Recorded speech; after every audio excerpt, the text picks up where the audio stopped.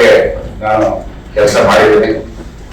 ದಯಮಾಡಿ ಆ ಕೆಲಸ ಮಾಡೋದಕ್ಕೆ ನಾನು ನಿಮ್ಮನ್ನ ಕೇಳ್ಕೊಳ್ಳೋದಿಷ್ಟೇ.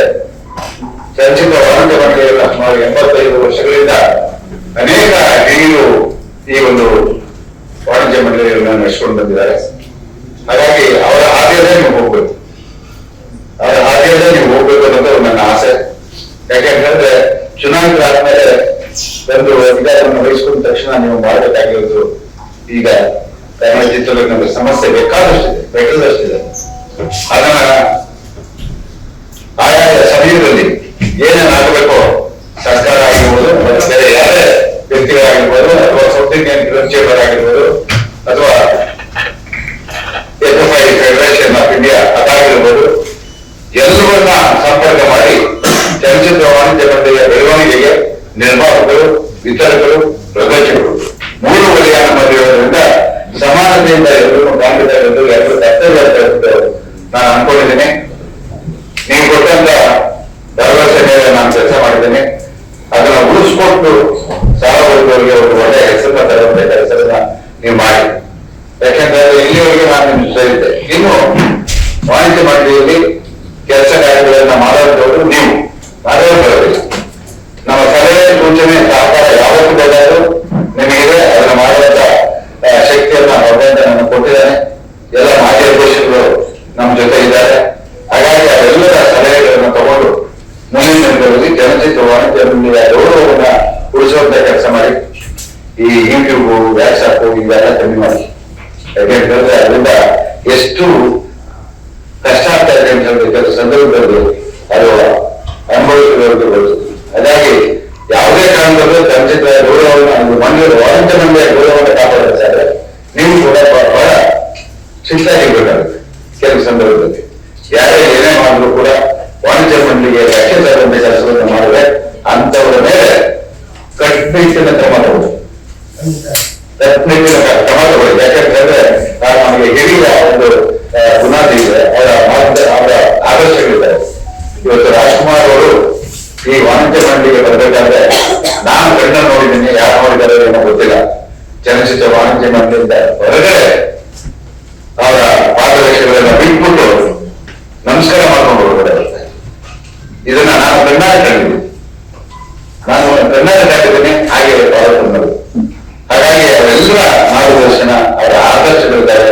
ದಯಮಾಡಿ ನೀವು ಈ ವಾಣಿಜ್ಯ ಮಂಡಳಿಯನ್ನ ಉಳಿಸೋದ್ರ ಜೊತೆಗೆ 3 ವಲಯಗಳನ್ನು ಕೂಡ ನೀವು ಎತ್ತಿ ಹಿಡಿಬೇಕು.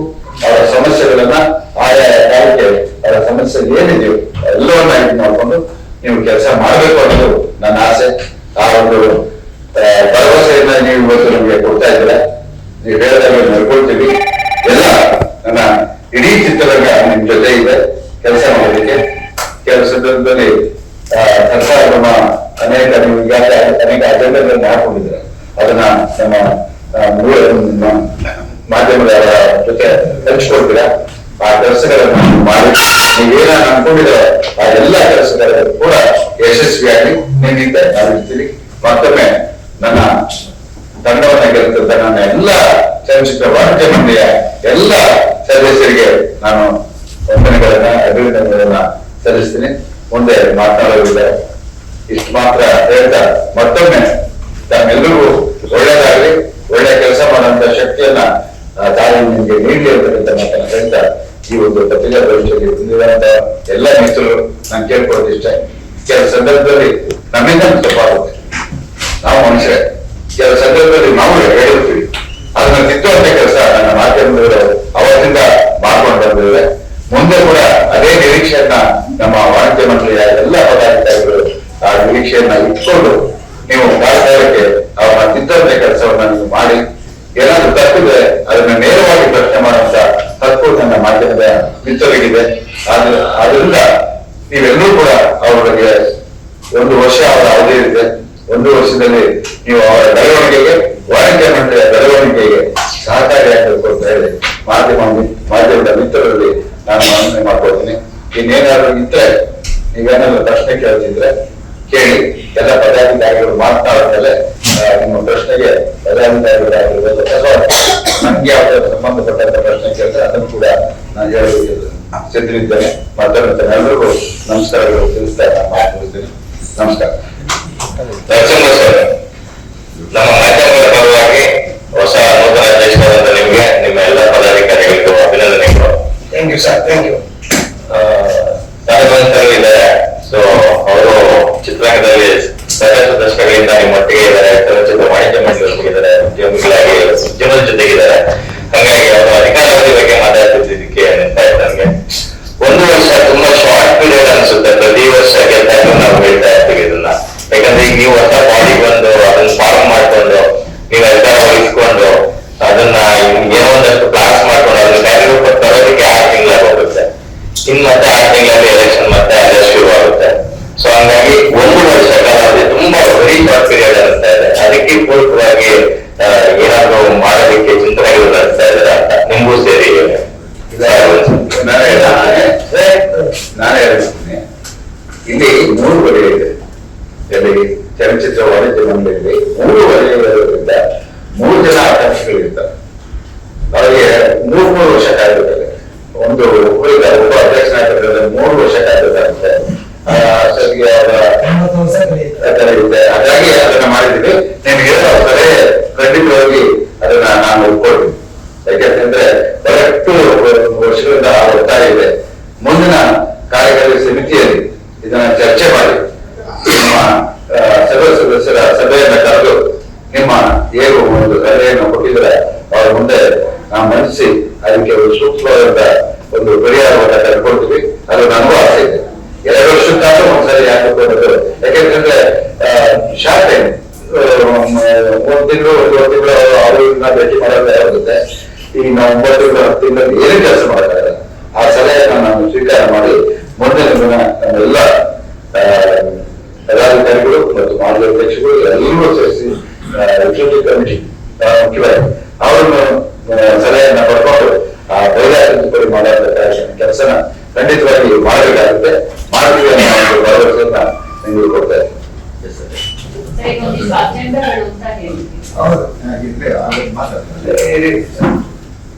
ಅಜೆಂಡಾಗಳು ಯಾವ ತರ ಇರುತ್ತೆ, ರೂಪರೇಷೆಗಳಿಗೆ ನಮ್ಮ ಕಾರ್ಯದರ್ಶಿಗಳ ಸರ್, ಈಗ ಪ್ರತಿ ಬಾರಿ ಹೊಸದಾಗಿ ಬಂದಂತ ಪದಾಧಿಕಾರಿಗಳ ಮುಂದೆ ಇರ್ತಕ್ಕಂಥ ಸವಾಲುಗಳೇನಪ್ಪ ಅಂತಂದ್ರೆ, ಈಗ ಆಲ್ರೆಡಿ ಸಮಸ್ಯೆಗಳು ಸಾವಿರ ಇರ್ತವೆ, ಅವಿಗೆ ಮತ್ತಷ್ಟು ಆಡೋಣ ಆಗ್ತಾ ಇರ್ತವೆ. ಸೊ ನಿಮಗೆ ಈಗಿರ್ತಕ್ಕಂಥ ಬೇಸಿಕ್ ಸಮಸ್ಯೆಗಳೇನು, ಅದಕ್ಕೆ ಪೂರಕವಾಗಿ ಏನೆಲ್ಲ ನೀವು ಪ್ಲಾನ್ ಆಫ್ ಆಕ್ಷನ್ ಮಾಡ್ಕೊಂಡಿದ್ದೀರಾ ಅಂತ. ಎಲ್ರಿಗೂ ಪತ್ರಿಕಾ ಮಾಧ್ಯಮದ ಎಲ್ರಿಗೂ ಸ್ವಾಗತವನ್ನು ಕೊಡ್ತಾ, ನಾವು ಚುನಾಯಿತರಾದ್ಮೇಲೆ ನಮ್ಮಗಳ ಪರಿಚಯ ನಿಮ್ಗೆ ಆಗಬೇಕು, ನಿಮ್ಮ ಸಹಕಾರ ಮುಗಿಬೇಕು ಅನ್ನೋದು ನಾವೊಂದು ಆಸೆಯಿಂದ ನಾವು ತಮ್ಮನ್ನ ಕರೆದಿದ್ದೀವಿ. ನಿಮ್ಮ ನಾವು ಎಷ್ಟು ಅವಧಿ ಇರ್ತದೆ ಅಷ್ಟು ದಿವಸ ಕೂಡ ನಿಮ್ಮ ಹೆಚ್ಚಿನ ಸಹಕಾರ ಬೇಕು. ಇವತ್ತು ಚಿತ್ರರಂಗ ಯಾವ ರೀತಿ ಹೋಗಿದೆ ಅದನ್ನ ನಾವು ಇಟ್ಟು ನಮ್ಮ ಕೈಯಲ್ಲಿ ಆದಷ್ಟು ಬೇರೆ ಎತ್ತಬೇಕು. ಎಲ್ಲ ನಮ್ಮ ಪದಾಧಿಕಾರಿಗಳು ಎಲ್ಲರೂ ನಾವು ಪ್ರಯತ್ನ ಪಡಲಿಕ್ಕೆ ನಾವೊಂದು ಕೆಲವೊಂದು ಅಜೆಂಡಾಗಳು ಹಾಕೊಂಡಿದ್ದೀವಿ. ಇನ್ನೇನು ಹಾಕೊಂಡು ಅಜೆಂಡಾ ಎಲ್ಲ ಇನ್ನೇ ಕೆಲವೊಂದು ಅಜೆಂಡಾಗಳು ಇದೆ. ಅದರಲ್ಲಿ ನಾವು ಮುಖ್ಯವಾಗಿ ಏನೇನ್ ಮಾಡಬೇಕು, ನಮ್ಮ ಸದಸ್ಯರಿಗೆ ಅನುಕೂಲ ಇರ್ಬೋದು ಮತ್ತೆ ನಮ್ಮ ಜೊತೆಗಳಿಗೆ ಅನುಕೂಲ ಯಾರಿಗೂ ಮಾಡಬಹುದು ಅನ್ನೋದನ್ನ ತಮ್ಮ ಮುಂದೆ ಹೇಳ್ತಾ ಇದ್ದೇವೆ. ನಾವು ಪ್ರತಿ 3 ತಿಂಗಳಿಗೋಸ್ಕರ ಎಲ್ಲ ಪ್ರದರ್ಶಕರು 3 ವಲಯಗಳನ್ನ ಕರೆಸಿ ಒಂದು ಚರ್ಚೆ ಮಾಡಿ ಅವರ ಸಮಸ್ಯೆಗಳೇನಿದೆ, ಚಿತ್ರೀಕರಣ ಸಮಯದಲ್ಲಿ ಏನೇನು ಸಮಸ್ಯೆಗಳಿದ್ದಾವೆ, ಬಿಡುಗಡೆ ಸಂದರ್ಭದಲ್ಲಿ ಏನೇನು ಸಮಸ್ಯೆಗಳಿದ್ದಾವೆ, ಆಮೇಲೆ ಚಿತ್ರರಂಗದಲ್ಲಿ ಏನೇನು ಸಮಸ್ಯೆ ಇದೆ, ಇವೆಲ್ಲ ಕೂಡ ಅವರ ಸಮಸ್ಯೆಗಳನ್ನು ಆಲಿಸಿ ಕೇಳಿಕೊಂಡು ನಾವು ಯಾವ್ಯಾವದನ್ನ ಪರಿಹಾರ ಮಾಡ್ಬೋದು ಅದನ್ನ ಕೂಡಲೇ ನಮ್ಮ ಎಲ್ಲ ಮಾಜಿ ಅಧ್ಯಕ್ಷರ ಸಹಕಾರ ತಗೊಂಡು, ಆಮೇಲೆ ನಮ್ಮ ಪದಾಧಿಕಾರಿಗಳು ಬೇರೆ ಎಲ್ಲ ವಲಯದಲ್ಲೂ ಕೂಡ ಹಿರಿಯರ ಸಹಕಾರ ತಗೊಂಡು ಅದು ಪರಿಹರಿಸಲಿಕ್ಕೆ ನಾವು ಪ್ರಯತ್ನ ಪಡ್ತೀವಿ ಅನ್ನೋದು ಮೊದಲ ಪಾಯಿಂಟ್ ಅದರಿಂದ. 2ನೇ ಪಾಯಿಂಟ್, ಈಗಾಗಲೇ ಸರ್ಕಾರ ಒಂದು ಸಹಾಯಧನ ಬಗ್ಗೆ ಸಾಕಷ್ಟು ಮಾತುಗಳಿದೆ. ಸಹಾಯಧನ ಬಿಡುಗಡೆ ಆಗಿರೋದು ಸರ್ಕಾರದಿಂದಲೇ ಆಗಲಿ ಅಥವಾ ವಾಣಿಜ್ಯ ಮಂಡಳಿಯಿಂದಲೇ ಆಗಲಿ ಅಲ್ಲ, ನಮ್ಮ ಸದಸ್ಯರಿಂದ ಬಿಡುಗಡೆ ಆಗಿರೋದು. ನಮ್ಮ ಸದಸ್ಯ ಹಿಂದೆ ನರಸಿಂಹರಾಜ್ ಅವರು ಅವರ ಹಿಂದೆ ಅದು ಹಿಂದೆ ಫೋನ್ ಮಾಡಿದ್ರ ಸಹಾಯಧನ ಅವ್ರಿಗೆ ಸಿಗಲಿಲ್ಲ ಅಂತ ಬಿಟ್ಟು ಅವರು ಕೋರ್ಟ್ ನಡೆಯುವ ಕಾರಣ ನಮ್ಮ ಸಬ್ಸಿಡಿ ಡಿಕ್ಲೇರ್ ಬಂತು. ಹಾಗೆ ಇತ್ತೀಚೆಗೆ ಬಂದಂತ ಅಲ್ಲಿ ಆಯುಕ್ತರು ಅದನ್ನ ಕೋರ್ಟಿಂದ ಎಲ್ಲಾ ಕೇಸನ್ನು ಕ್ಲಿಯರ್ ಮಾಡಿ ಸಬ್ಸಿಡಿಯನ್ನ ಬಿಡುಗಡೆ ಮಾಡುವಂತ ಕೆಲಸವನ್ನು ಅವರು ವಹಿಸಿಕೊಂಡಿದ್ದಾರೆ. ನಾವು ಕೂಡ ಆ ಹಿಂದೆ ನಮ್ಮ ಇದ್ದಾಗೂ ಕೂಡ ಅವರು ಕೂಡ ಅಧಿಕಾರಿಗಳು ಮುಖ್ಯಮಂತ್ರಿಗಳೇ ನಮ್ಮ ಗೋವಿನ ಕರ್ಕೊಂಡು ಹೋಗಿ ಅವ್ರ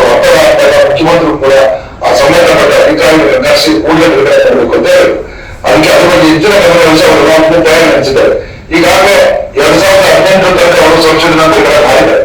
ಈಗ 2019 ನೋಡಲಾಗಿದೆ. ಇನ್ನೊಂದು ಅವರು ರಿಪೋರ್ಟ್ ಕೊಡಬೇಕು, ಯಾರು ಸಂಬಂಧಪಟ್ಟಂತ ಅಧ್ಯಕ್ಷ ಆಗಿರ್ತಾರೆ ಅವರು ರಿಪೋರ್ಟ್ ಕೊಡಿ 2019 ಅದು ಸರ್ಕಾರ ಕಳಿಸಿಬಿಟ್ಟು ಜೀವ ತಗೊಂಡಿ ಮೇಲೆ ಅದು ಬಿಡುಗಡೆ ಮಾಡಿ ಕೊನೆಯಾಗುತ್ತೆ.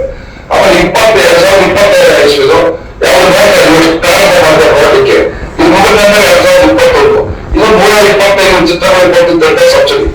ಸೊ ಇದನ್ನ ನಾವು ಸಂಪೂರ್ಣ 21 ಈ ಮಾರ್ಚ್ ಬೆಳಗ್ಗೆ ನಾವು ವಿಚಾರಗಳು ಮಾತಾಡಿದ್ರೆ ಬೆಳಗ್ಗೆ ಮಾತಾಡುವಾಗ 21 ಮಾರ್ಚ್ ಒಳಗೆ ನಾವು ಆಲ್ಮೋಸ್ಟ್ ಎಲ್ಲ ಸಹಾಯಧನ ಮತ್ತೆ ಪ್ರಶಸ್ತಿ ಒಟ್ಟಿಗೆ ನೋಡ್ತಿದ್ದಾರೆ. ಎಲ್ಲ ವರ್ಷದ ಪ್ರಶಸ್ತಿಗಳು ಎಲ್ಲ ಸಹಾಯಗಳು ಒಟ್ಟಿಗೆ ನೋಡ್ತಿದ್ದಾರೆ. ಅದು ಕೂಡ ರಿಕ್ವೆಸ್ಟ್ ಮಾಡಿ ಡಾಕ್ಟರ್ ರಾಜ್ಕುಮಾರ್ ಅವರು ಹುಟ್ಟಿದ 10ನೇ ದಿವಸ ನಮ್ಮ ಆಯಾ ವರ್ಷಗಳ ಪ್ರಶಸ್ತಿಗಳ ಕೊಡ್ತೀವಿ ಅಂತ ಬಿಟ್ಟು ಇಂದಿನ ನಮ್ಮ ಅಭಿಯಾನದ ಅಧ್ಯಕ್ಷ ಆಗಿದ್ದಾಗ ಅದನ್ನ ಮಾಡಿ ಮುಖ್ಯಮಂತ್ರಿ ಅಂತ ಆ ಹೆಸರನ್ನ ಬಿಡುಗಡೆ ಮಾಡಬೇಕು ಕೂಡ ಪ್ರಶಸ್ತಿ ಸಮಾರಂಭ ಮಾಡಬೇಕು ಅಂತ ಅವ್ರಿಗೆ ಕೇಳ್ಕೊಂಡ್ರು. ಅದನ್ನ ಅವರು ಮುಖ್ಯಮಂತ್ರಿಗಳು ಬಂದಾಗ ವೃತ್ತಿ ಮಾಡ್ತಾರೆ. ಸಹಾಯಧನದ್ದು 2019 ಆಗಿದ್ದು 2020 ಸಂಪೂರ್ಣವಾಗಿ ಮಾರ್ಚ್ ಒಳಗೆ ಬಿಡುಗಡೆ ಆಗುತ್ತೆ ಅಂತ ನಾವು ಭರವಸೆ ಅವ್ರಿಗೆ ಕೇಳ್ಕೊಂಡ್ರೆ ಅವನು ಸುಮ್ಮನೆ ಭರವಸೆ ಕೊಡ್ತಾ ಇದ್ದೀನಿ. ಇಲ್ಲ ಪ್ರವೀಣ್ ಸರ್, ಈಗ ಗೌರ್ಮೆಂಟ್ಗೆ ರಿಕ್ವೆಸ್ಟ್ ಮಾಡಿದ್ವಿ ಕ್ಲಿಯರ್ ಆಗುತ್ತೆ ಅಂತ ಹೇಳ್ತಾ ಇದ್ರು. ಈಗ 1 ವರ್ಷದಿಂದ ಬಂದಂತ NM ಸುರೇಶ್ ಅವರು ಮತ್ತೆ ಅದೇ ಪದಾಧಿಕಾರಿಗಳು ಕೂಡ ಅದನ್ನೇ ಹೇಳಿದ್ರು. ಇಲ್ಲಿವರೆಗೂ ಒಂದೂ ಕ್ಲಿಯರ್ ಆಗಿಲ್ಲ. ಒಂದು ವರ್ಷದ್ದು ಕೂಡ ಸ್ಟೇಟ್ ಅವಾರ್ಡ್ ಫಂಕ್ಷನ್ ಮಾಡಿಲ್ಲ. ಈಗಿನ ಸರ್ಕಾರಕ್ಕೆ ಮೇನ್ ಸವಾಲು ಏನಪ್ಪಾ ಅಂತಂದ್ರೆ ಅವ್ರ ಗ್ಯಾರಂಟಿ ಯೋಜನೆಗಳು.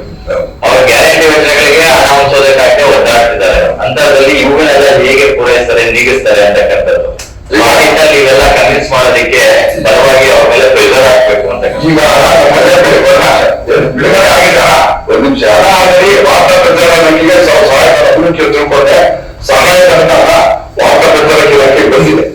ಅದು ನೋಡಿದ್ರೆ ನಮ್ಗೆ ಯಾವ್ದು ಸಮಸ್ಯೆ ಇಲ್ಲ. ಅಲ್ಲ ಈಗ ಅಧ್ಯಕ್ಷ ಅದಕ್ಕೆ ಪೂರಕವಾಗಿ ನೀವು ವಾರ್ತಾ ಮತ್ತು ಪ್ರಚಾರ ಬಂದಿದೆ ಅಂತ ಹೇಳ್ತಾ ಇದ್ದೀರಾ. ಅಲ್ಲಿ ಕಮಿಟಿಯಲ್ಲಿ ಕೂಡ ಒಂದಷ್ಟು ನಮ್ಗೆ ಇಷ್ಟು ಪರ್ಸೆಂಟೇಜ್ ಕೊಟ್ಟರೆ ಮಾತ್ರ ನಾವು ನಿಮ್ಗೆ ಕ್ಲಿಯರೆನ್ಸ್ ಕೊಡ್ತೀವಿ ಅಂತಕ್ಕಂಥ ಗೋಲ್ಮಾಲ್ಗಳು ನಡೀತಾ ಇದ್ದಾವೆ ಅಂತಕ್ಕಂಥದ್ದು ಇದು ತುಂಬಾ ಬಹಿರಂಗವಾಗಿ ಚರ್ಚೆ ಆಗ್ತಾ ಇದೆ. ಅದು ನಮ್ಮ ಗಮನಕ್ಕೆ ಬಂದಿಲ್ಲ. ಬಟ್ ಹೊರಗಡೆ ಚರ್ಚೆ ಇದೆ. ಇದು ಸುಮಾರು ವರ್ಷಗಳಲ್ಲ. ಇಲ್ಲಿ ಬಿಡೋದಂತ ಖಂಡಿತ ನಡೀತಾ ಇದೆ. ಅದಕ್ಕೆ ನಾವು ಇತ್ತು ಯಾವುದಕ್ಕೆ ಕ್ರಮ ಕೈಗೊಳ್ತೇವೆ ಖಂಡಿತ ಕ್ರಮ ಕೈಗೊಳ್ತಾರೆ. ಇಂಪ್ರೂವ್ ಕೊಟ್ಟರೆ ದಯವಿಟ್ಟು ಆ ಕೆಲಸ ಮಾಡಿ.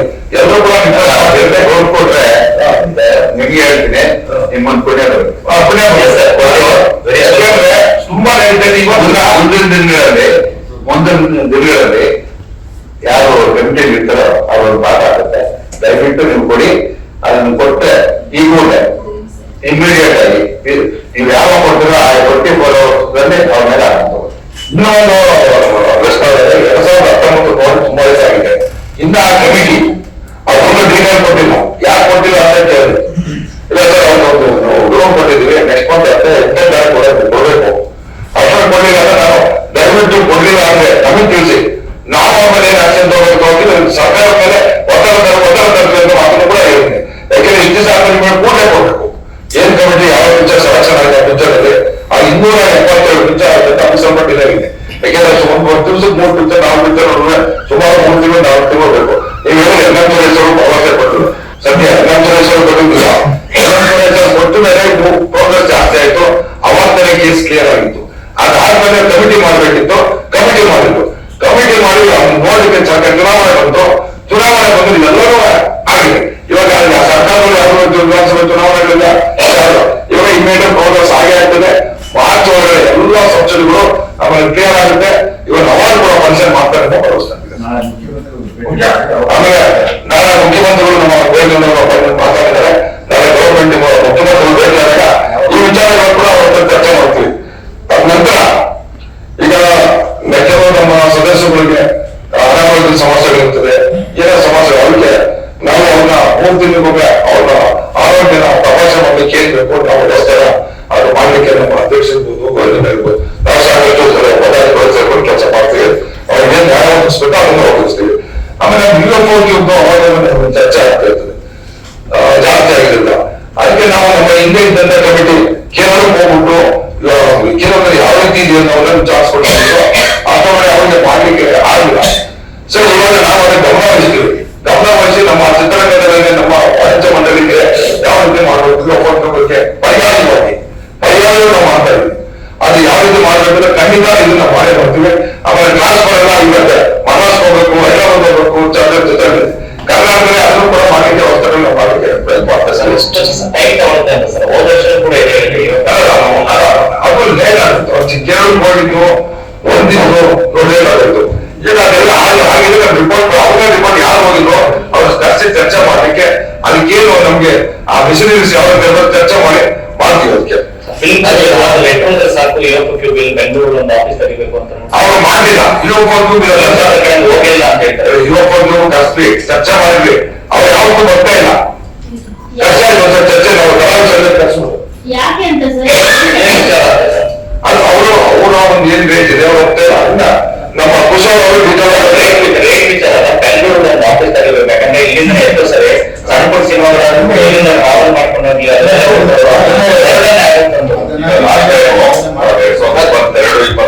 ಸಾಲಿನಲ್ಲಿ ನಾವು ಪದಯಾತ್ರೆ ಬಂದ ಕುಶಲ್ ಸರ್ ಧನ್ಯವಾದಗಳಿಗೆ. ಈ ಸಾರ್ವಜನಿಕರ ಅಧ್ಯಕ್ಷರಾಗಿದ್ದಾಗ ನಮ್ಮ ಸೆನ್ಸರ್ ಆಫೀಸರ್ ನಾಗೇಂದ್ರ ಅವರು ಅದಕ್ಕೊಂದು ಪರ್ಯಾಯವಾಗಿ ಏನೋ ಮಾಡ್ಬೇಕು ಅಂತ ಎಲ್ಲಾ ವ್ಯವಸ್ಥೆಗಳು ಆಗಿತ್ತು. ಅದು ಕಾರಣದಿಂದ ನಿಂತೋಯ್ತು. ಸೊ ನಾವೇನಂದ್ರೆ ಏನಂತಂದ್ರೆ ಇಲ್ಲಿ ಆದ್ರೆ ನಮ್ಮ ನಿರ್ಮಾಪಕರಿಗೆ ಹೆಲ್ಪ್ ಆಗುತ್ತೆ ಅಂತ. ಯಾಕಂದ್ರೆ ಪ್ರತಿ ಸಾರಿ ಹೊಸ ಬಾಡಿ ಬಂದಾಗ ನಾವು ರಿಕ್ವೆಸ್ಟ್ ಮಾಡ್ತಾ ಇರ್ತೀವಿ, ನೀವು ಮಾಡ್ತೀವಿ ಅಂತ ಭರವಸೆ ಕೊಡ್ತಾ ಇದ್ದೀರಾ, ಬಟ್ ಅದು ಕಾರ್ಯರೂಪಕ್ಕೆ ಬರ್ತಾ ಇಲ್ಲ ಅಂತಕ್ಕಂಥದ್ದಷ್ಟೇ ನಮ್ಮ ಇದು. ಈ ಸರಿ ನಿಮ್ಗೆ ಅದು ಈ ಸರಿ ಬರುತ್ತೆ, ಅವರು ಆಶ್ವಾಸ ಕೊಟ್ಟಿದ್ದಾರೆ. ಖಂಡಿತ ಈ ಬಾರಿ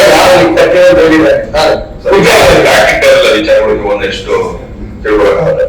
ಇಲ್ಲೇನಾಗಿದೆ, ಕೆಲವೊಂದು 2015ರಿಂದ ಈ ಚರ್ಚೆ ನಡೀತಾನೆ ಇದೆ. ಇದು ನಾವು ಕೂಡ ನಾವೇ ಪಾಲನೆ ಮಾಡೋಣ ಅಂತ ಹೇಳಿ ಕೂಡ ಒಂದಷ್ಟು ವರದಿಗಳನ್ನ ಕೆಲವೊಂದಷ್ಟು ಈಗ ಕಂಪ್ನಿಗಳ ಮುಖಾಂತರ ತರಿಸ್ಕೊಂಡ್ವಿ.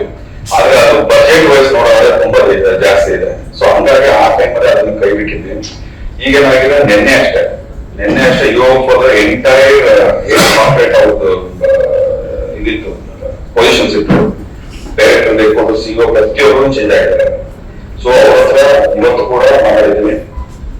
ಜನವರಿ ತಿಂಗಳಲ್ಲಿ ನಮ್ಮೊಂದು ಅಪಾಯಿಂಟ್ಮೆಂಟ್ ನಾವೇ ಕೊಡ್ತಾ ಇದ್ದೀವಿ. ಆಪರೇಟರ್ಗೆ ಮಾತಾಡ್ಕೊಂಡು ಮತ್ತೆ ಈ ಪ್ರೊಸೆಸ್ ಏನಿದೆಯಲ್ಲ ಬೆಂಗಳೂರಲ್ಲಿ ಆಗ್ಬೇಕು ಅನ್ನೋ ಪ್ರೊಸೆಸ್ ಅದು ಕೂಡ ನಡೀತಾ ಇದೆ.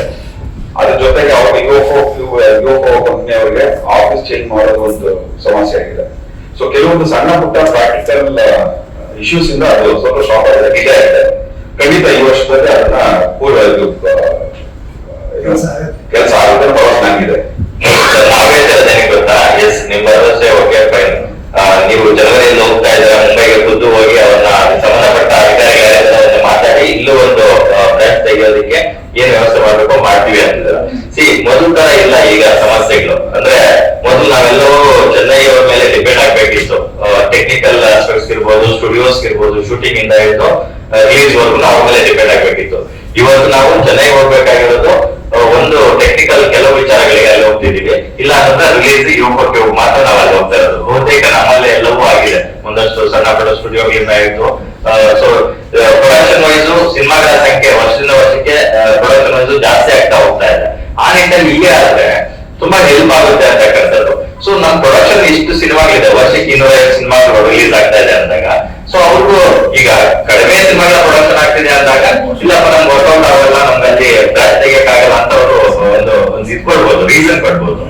ಈಗ ಅವ್ರಿಗೆ ವ್ಯಾಲಿಡ್ ರೀಸನ್ ಕೂಡ ಇದೆ. ಇಲ್ಲಿ we are producing more than 200-250 films per year ಅಂತ ಒಂದು ವ್ಯಾಲಿಡ್ ರೀಸನ್ ಕೊಡ್ಬೋದಲ್ವಾ ಅಂತ ನಾನು ಕೇಳ್ತಾರೆ.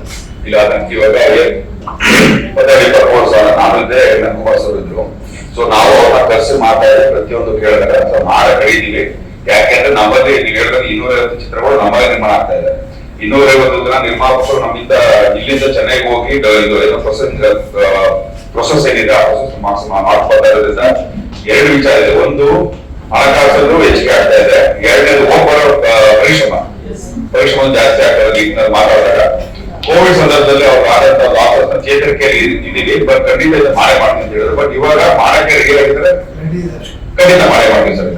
ಸರ್, ಈಗ ಸಿನಿಮಾ ನಿರ್ಮಾಣ ಮಾಡೋಕೆ ಮತ್ತೆ ಪ್ರೇಕ್ಷಕರಿಗೆ ಇಬ್ಬರು ಒಂದು ತೊಂದರೆ ಆಗಿದೆ. ಒಂದು 2 ವರ್ಷ 3 ವರ್ಷ ಕಷ್ಟಪಟ್ಟು ಸಿನಿಮಾ ಮಾಡ್ತಾರೆ, ರಿಲೀಸ್ ಟೈಮ್ ಮಾಡಿದಾಗ ಅವ್ರು ಥಿಯೇಟರ್ ಸಮಸ್ಯೆ ಆಗುತ್ತೆ. ಮಾರ್ನಿಂಗ್ ಶೋ ಆದ್ಮೇಲೆ ಯಾವ ಥಿಯೇಟರ್ ಸಿನಿಮಾ ಇರುತ್ತೆ ಅಂತ ಅವ್ರು ಗ್ಯಾರಂಟಿ ಇಲ್ಲ. ಅವ್ರು ಥಿಯೇಟರ್ ಕಡೆ ಆಗ್ತದೆ. ಈಗ ಹಾಕ್ತಾರೆ ಕೊಟ್ಟೆ ಅಂತ ನೀರು ಪಾಲಾಗುತ್ತೆ. ಒಂದ್ ಕಡೆ ಪ್ರೇಕ್ಷಕರು ಸಿಂಗಲ್ ಥಿಯೇಟರ್ ಬರ್ತಾರೆ, ಅಲ್ಲಿ ಸ್ಕ್ರೀನ್ ಚೆನ್ನಾಗಿರಲ್ಲ, ಆಡಿಯೋ ಚೆನ್ನಾಗಿರಲ್ಲ. ಒಂದೊಂದು ಸಣ್ಣ ಆಡಿಯೋ ಕೂಡ ತಿಂಗಳಾದ್ಮೇಲೆ ಕಷ್ಟಪಟ್ಟು ಟೆಕ್ನಿಷಿಯನ್ ಕೆಲಸ ಮಾಡುತ್ತಾರೆ. ಆದ್ರೆ ಪ್ರೇಕ್ಷಕ ನೋಡ್ಬೇಕಾದ್ರೆ ಸಿಂಗಲ್ ಥಿಯೇಟರ್ ಆಡಿಯೋ ಸರಿ ಇರಲ್ಲ, ಸ್ಕ್ರೀನ್ ತುಂಬಾ ಮಪ್ಪಾಗಿರುತ್ತೆ. ಇದೊಂದು ದೊಡ್ಡ ಸಮಸ್ಯೆ. ಸಿನಿಮಾ ರಿಲೀಸ್ ಮಾಡಿದ್ರೆ ಡೈರೆಕ್ಟರ್ ಮತ್ತೆ ಟೆಕ್ನಿಷಿಯನ್ಸ್ ಎಲ್ಲ ಮೇಲೆ ಕೆಳಗಡೆ ಓಡಾಡ್ತಾ ಇದ್ದಾರೆ. ಈ ಸಮಸ್ಯೆ ಪರಿಹಾರ ಆಗ್ತಾನೆ ಇದೆ. ಸರ್ ಸಾಯಿ ಸರ್, ನಾವು ಎಷ್ಟು ದಿನ ಗೊತ್ತಿಲ್ಲ. ಇವತ್ತಿನ ದಿನ ಸಿಟಿಯಲ್ಲಿ ಹಳ್ಳಿಗಳಲ್ಲಿ ನಿಮ್ಮ ಅದ್ರ ಬಗ್ಗೆ ಮಾತಾಡೋಣ. ಸಿಟಿಗಳಲ್ಲಿ ಯಾವ ಥಿಯೇಟರ್ ಆ ರೀತಿ ಇದೆ ನೋಡ್ಕೊಬೇಕು ಸರ್. ಮಲ್ಟಿಪ್ಲೆಕ್ಸ್ ಆಗಿದ್ದಾವೆ ಭೂಮಿಕಾ ಥಿಯೇಟರ್ನಲ್ಲಿ ಎಷ್ಟು ಸರಿ ಬೇರೆ ಮನೋರಂಜನೆ ಎಷ್ಟು ಕಿತ್ತಾಟ ಯಾವ ಸರ್? ಈಗ ಒಂದು ವಾರ ಸರ್ ಕರ್ನಾಟಕದಲ್ಲಿ ಪ್ರತಿ ವಾರ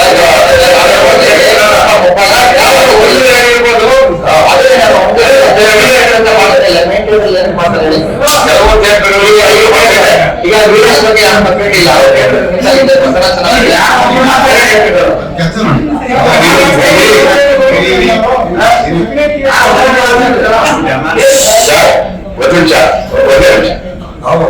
ಒಂದು ನಿಮಿಷ ನೀವು ಯಾರು ಬೇಕು ಅಂತ ಹೇಳಿ, ನೀವು ಯಾರು ಬೇಕು ಅಂತ ನೀವು ಹೇಳ್ತೀರಾ ಆ ಥಿಯೇಟರ್ ನಾಳೆ ನಾನು ನೋಡಿದ್ರೆ ಆಗ ಕಷ್ಟಪಟ್ಟು ಕೋಟಿಗಟ್ಟಾಗಿರುವ ಒಂದು ಸಮಸ್ಯೆ ಆಗುತ್ತೆ. ನಾವು ಒಂದು ಕಷ್ಟ ಮಾತಾಡ್ತೀವಿ ಇಲ್ಲಿ ಇರುತ್ತೆ. ನಾನು ಇವೊಂದು ಪತ್ರಿಕಾಗೋಷ್ಠಿಗೆ ಮನವಿ ಮಾಡ್ಕೊಂಡು ಯಾವುದೇ ಥಿಯೇಟರ್ಗಳು ಕೂಡ ಪ್ರೇಕ್ಷಕರಿಗೆ ನೋಡ್ಲಿಕ್ಕೆ ಅವರು ಸೌಲಭ್ಯವಾಗಿರ್ಬೇಕು, ಸರಳವಾಗಿರ್ಬೇಕು, ಯಾವುದೇ ಸೌಂಡ್ ಎಫೆಕ್ಟ್ ಇರ್ಬೋದು. ಯಾಕಂದ್ರೆ ನಿರ್ಮಾಪಕ ಇರ್ಬೋದು, ನಿರ್ದೇಶಕ ಕಷ್ಟಪಟ್ಟು ಸಿನಿಮಾಗಳು ಮಾಡುತ್ತೆ. ಅವ್ರೇನೋ ವಿಜನ್ ಇಟ್ಕೊಂಡು ಮಾಡ್ತಾರೆ. ಆ ವಿಜನ್ ಇದ್ರ ಬಂದಿಲ್ಲ ಅಂದ್ರೆ ಆಡಿಯನ್ಸ್ ನೋಡಿ ದಯವಿಟ್ಟು ಅದ್ರ ಸರ್ವರ್ಸ್ಗಳಿಂದ ಚಿತ್ರರಂಗದ ಮಾಲೀಕರಿಗೆ ನಾವು ಮನೆ ಮಾಡ್ಕೊಳ್ತೇವೆ ಸರ್.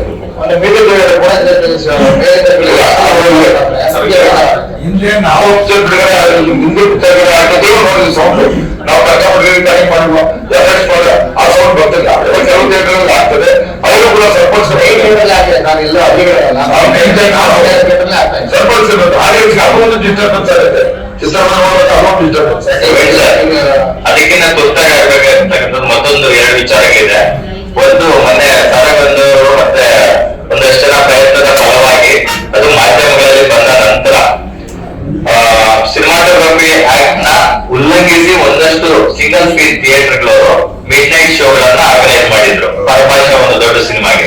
ಅದು ಮಾಧ್ಯಮಗಳಲ್ಲಿ ಸಿಕ್ಕಾಪಟ್ಟೆ ದೊಡ್ಡ ಮಟ್ಟಕ್ಕೆ ಸುದ್ದಿ ಆದ ನಂತರ ಸರ್ ಪರ್ಟಿಕ್ಯುಲರ್ ಆಗಿ ಸಿಎಂ ಅವರಿಗೆ ಮಾಡಿ ಅವ್ರ ಸೆಕ್ರೆಟರಿ ಇತ್ತು, ಅದು ಕಮಿಷನರ್ ಅವ್ರಿಗೆ ಹೋಗಿ ಇಮಿಡಿಯೇಟ್ ಅದನ್ನ ರದ್ದು ಮಾಡುವಂತ ಒಂದು ದಾರಿ ಆಯಿತು. ಆ ಅಂಶದ ನಾವು ಶ್ಲಾಘನೆ ಮಾಡ್ಬೇಕು.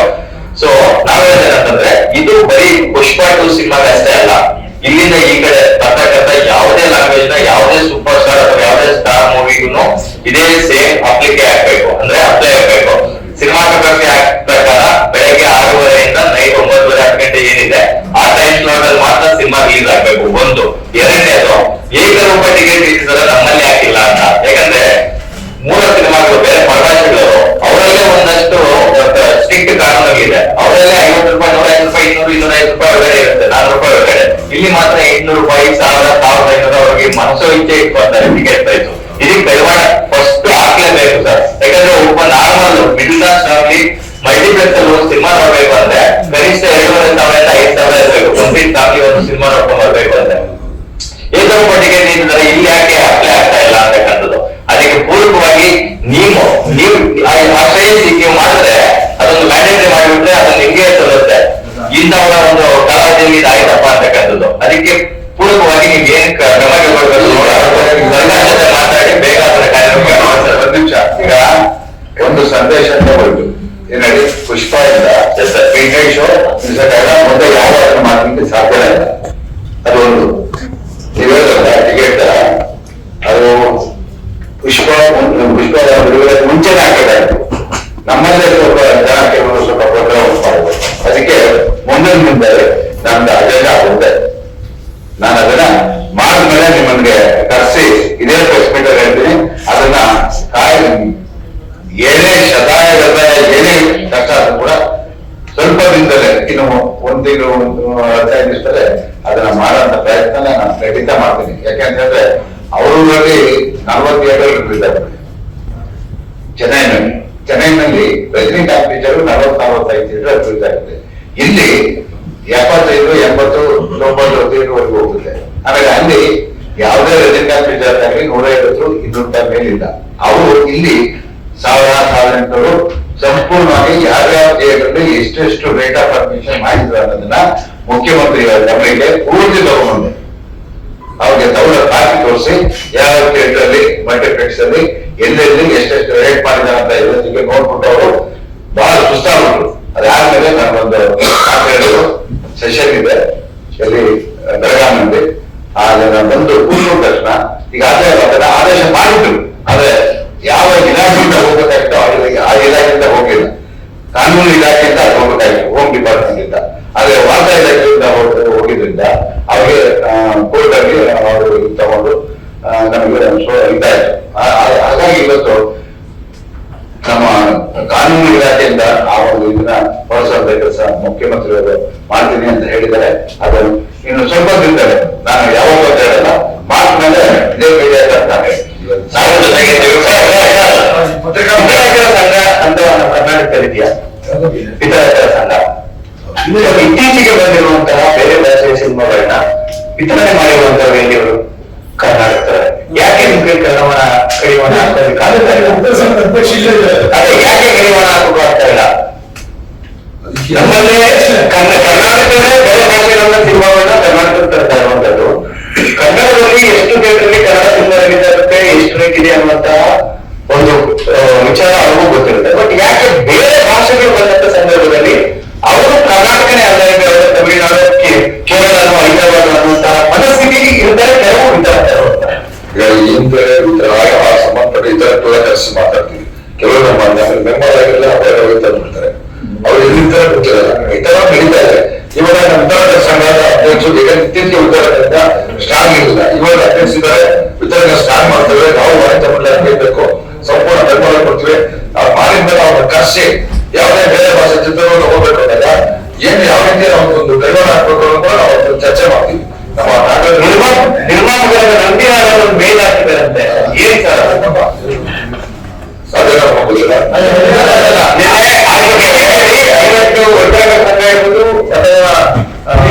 ಎಕ್ಸಿಬಿಟರ್ ಪ್ರದರ್ಶಕರ ಸಂಘಕ್ಕೆ ವಾಣಿಜ್ಯ ಮಂಡಳಿಯಿಂದ 50 ಲಕ್ಷ ಅನುದಾನ ಕೊಡುವ ವಿಚಾರವಾಗಿದೆ. ಹೌದು ಸರ್, ಬೇರೆ ಹಾಕಿದ್ದಾರೆ. ಈಗ ಕೊಡಿಸಿಲ್ಲ, ಅದರೊಳಗಡೆ ನೀವು ಕೊಡಬೇಡಿ ಅಂತ ಒಂದು ಅಬ್ಜೆಕ್ಷನ್ ಹಾಕಿದ್ದಾರೆ. ಅವರು ಅದೇ ಜನರಲ್ ಬಾಡಿಯಲ್ಲಿ ಅಟೆಂಡ್ ಆಗಿದ್ರು, ಅಲ್ಲಿ ಒಂದು ಆಕ್ಷೇಪಣೆ ಮಾಡಿಲ್ಲ. ಈಗ ಒಂದು ಮೇಲ್ ಹಾಕಿದ್ದಾರೆ, ಈಗ ಹೊಸದಾಗಿದೆ, ಅದರಿಂದ ನೀವು ಕೊಡಬೇಡಿ ಅದನ್ನು ನಾವು ನಮ್ಮ ಕಾರ್ಯಕಾರಿ ಸಮಿತಿಯಲ್ಲಿ ಇಟ್ಟು ಚರ್ಚೆ ಮಾಡಿ ಕೊಡಬೇಕಾ ಬೇಡ ಅನ್ನೋದು ತೀರ್ಮಾನ ಮಾಡ್ತೀವಿ ಸರ್.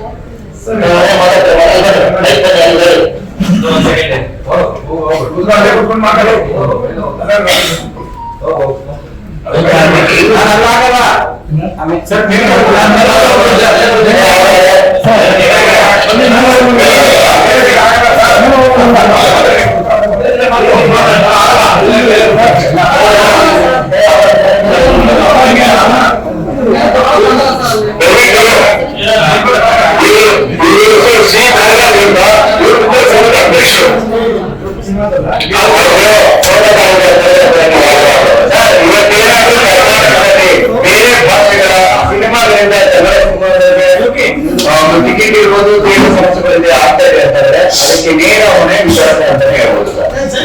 ನಾವು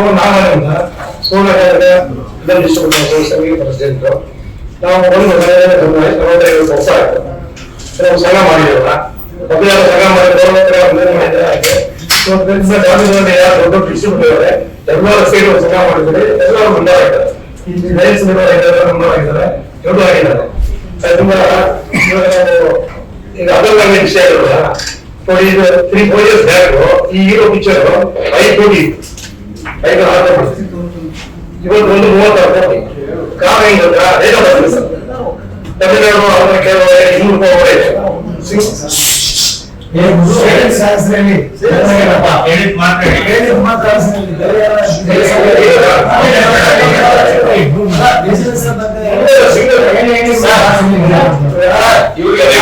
ಸಿಗ್ತಾ ಇಲ್ಲ ಮಾತಾಡ್ತಿರೋದು.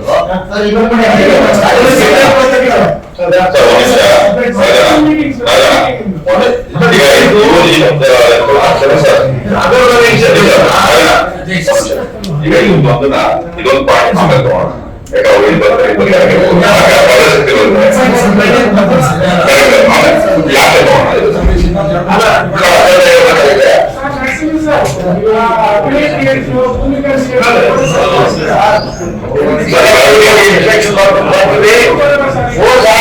ಹೋಗಿ ಒಂದು ನಿಮಿಷ ದಯವಿಟ್ಟು ನಿಮ್ಮ ಚೇಂಬರಲ್ಲಿ ಪ್ರತಿ ಶುಕ್ರವಾರ ಯಾರು ಗೊತ್ತಿಲ್ಲದೆ ಕೆಲವು ಸಿನಿಮಾ ಥಿಯೇಟರ್ಗೆ ವಿಸಿಟ್ ಕೊಡಿ. ಏನ್ ಸಮಸ್ಯೆ ಆಗ್ತಾ ಇದೆ ಅಂತ ನೋಡಿ. ಚೇಂಬರ್ ವಿಸಿಟ್ ಮಾಡೋದು ಬೇರೆ ವಿಷಯ. ನಾನು ನಿಜ ಏನ್ ಹೇಳಿದೆ ಕೆಲವು ಥಿಯೇಟರ್ಗಳು ಹೋಗ್ತೀವಿ, ನೋಡ್ತೀವಿ, ಅದೆಲ್ಲ ಸಮಸ್ಯೆ ಥಿಯೇಟರ್ ಬಗ್ಗೆ ನಾವು ಇದು ಮಾಡ್ತೀವಿ ಸರ್.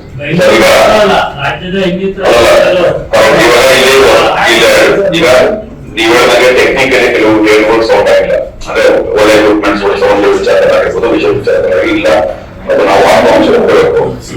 ಅವರಿಗೆ ಕೆಲವೊಂದಷ್ಟು ಸಮಸ್ಯೆಗಳು ಅವರವರು ಅವತ್ತು ಥಿಯೇಟರ್ ನಡೆಸೋ ಸಮಸ್ಯೆಗಳಿದೆ. ಈ ಹೇಳಿದಾಗೆ ಮೇನ್ ಥಿಯೇಟರ್ಗಳು ನಾವು ಮಾಡಬೇಕಾಗಿತ್ತು.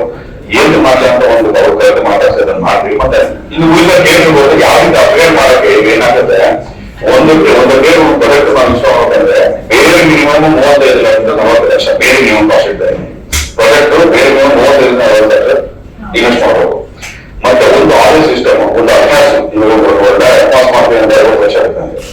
ಅಡ್ವಾನ್ಸ್ ಬೇಡ, ಬರೀ 5.1 ಮಾಡ್ತೀನಿ ಅಂದ್ರೂ 20-25 ಲಕ್ಷ ಅಷ್ಟು ಒಳಗಿರ್ತದೆ. ಸೊ ಇದಕ್ಕೆ ಕೆಲವರಿಗೆ ಆರ್ಥಿಕವಾಗಿ ಅವರ ಸವಲತ್ತು ಶಕ್ತಿ ಇಲ್ಲ. ಕೆಲವು ಥಿಯೇಟರ್ಗೆ ಅವ್ರಿಗೆ ಮುಂದಿನ ದಿನದಲ್ಲಿ ಚೇಂಬರ್ ಇಂದ ಆಗಿರ್ಬೋದು, ಚೇಂಬರ್ ಇಂದ ಆಗಲ್ಲ, ಬಟ್ ಗೌರ್ಮೆಂಟ್ ಇಂದ ಯಾವ ರೀತಿ ಅವ್ರಿಗೆ ಸಬ್ಸಿಡೈಸ್ ದರದಲ್ಲಿ ಡೆವಲಪ್ಮೆಂಟ್ ಸಪೋರ್ಟ್ಸಕ್ಕೆ ಪ್ರಯತ್ನ ಮಾಡಬಹುದು. ಅದನ್ನ ಮಾಡಿ ಕರ್ನಾಟಕದಲ್ಲಿ ಒಬ್ಬ ನಿರ್ದೇಶಕ ಅದನ್ನ ಒಂದು ವಿಜುವಲ್ ಏನ್ ಬೆಳೆಯುತ್ತಾನೆ ಅದನ್ನ ಜನಕ್ಕೆ ಮುಗಿಸೋಕೆ ಏನ್ ಪ್ರಯತ್ನ ಪಡಬೇಕು ಅದನ್ನ ನಾವು ಖಂಡಿತ ಮಾಡೇ ಮಾಡ್ತೀವಿ ಸರ್.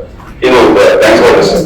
ಈ ಪಾಯಿಂಟ್ ಇದ್ದ ನಾವು ನಮ್ಮ ಮಧ್ಯದಲ್ಲಿ ಇದೆ, ನಾವು ಹೋಗಿವಿ ಇದೇನಾಗುತ್ತೆ, ಕಾಸ್ಟ್ ಒಂದು ಎಲ್ಲ ಇರೋದ್ರಿಂದ ಮುಂದಿನ ಇದನ್ನ ಖಂಡಿತ ಮಾಡೇ ಮಾಡ್ತೀವಿ ಸರ್.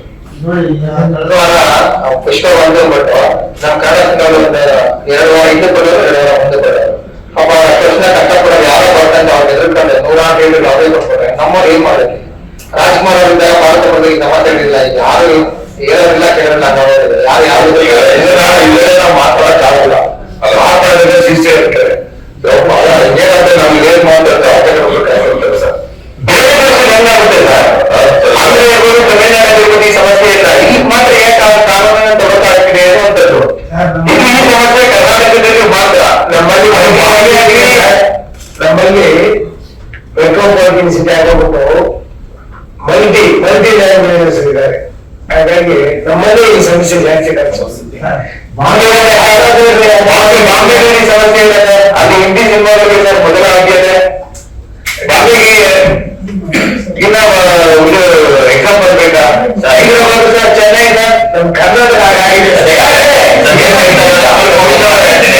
ಸತೀಶ್ ಅವರು ಹೇಳೋದಕ್ಕೆ ಪೂರ್ವವಾಗಿ ಮಾತಾಡ್ತೀನಿ. ಕನ್ಯಾಕುಮಾರಿಯಿಂದ ಕಾಶ್ಮೀರವರೆಗೂ ಯಾವುದೇ ಲ್ಯಾಂಗ್ವೇಜ್ ಅಲ್ಲಿ ಒಂದು ಸಿನಿಮಾ ಬಂದಾಗ ಬೆಂಗಳೂರು ಅಥವಾ ಕರ್ನಾಟಕದಲ್ಲಿ ಚೆನ್ನಾಗಿ ಬಿಸ್ನೆಸ್ ಆಗುತ್ತೆ ಅಂತ ಹೇಳ್ಬಿಟ್ಟು ಅವ್ರು ಫಸ್ಟ್ ಪಾಯಿಂಟ್ ಫೋಕಸ್ ಮಾಡ್ತಕ್ಕಂಥದ್ದು ನಮ್ಮ ಕನ್ನಡ ಇಂಡಸ್ಟ್ರಿ ಮೇಲೆ ಅಥವಾ ಕರ್ನಾಟಕದ ಮೇಲೆ. ಏನಕ್ಕೆ ಹೇಳಿ, ಇಲ್ಲಿ ಯಾವುದೇ ಲಂಗುಲಗಾಮಿಲ್ಲ, ಯಾರು ಬೇಕಾದ್ರೂ ಬಂದು ಎಷ್ಟು ಕೋಟಿ ಬೇಕಾದ್ರೂ ದೋಚ್ಕೊಂಡು ಹೋಗ್ಬೋದು. ನಮ್ಮ ನಿರ್ಮಾಪಕರಲ್ಲಿ ಹಂಗೆ ಸಾಯ್ತಾ ಇದ್ರು ಪರವಾಗಿಲ್ಲ ಅಂತ ಹೇಳ್ಬಿಟ್ಟು ನಮ್ಮ ಕನ್ನಡಿಗರಿಗೆ ಅಲ್ಲದೆ ನಾವು ಹೇಳ್ತಿದ್ವಿ, ನಾವು ಒಂದು ಏಕರೂಪ ಟಿಕೆಟ್ ನೀತಿ ದರ ಇಲ್ಲ, ಮತ್ತೆ ರೇಟ್ ಆಫ್ ಅಡ್ಮಿಷನ್ ಒಂದು ಇದಿಲ್ಲ, ಮತ್ತೆ ಇದು ಡಿಸ್ಟ್ರಿಬ್ಯೂಟರ್ಗಳಿಗೂ ಲಂಗುಲಗಾಮಿಲ್ಲ, ಸಿನಿಮಾಟೋಗ್ರಫಿ ಆಕ್ಟ್ನ ಯಾರು ಫಾಲೋ ಮಾಡಲ್ಲ.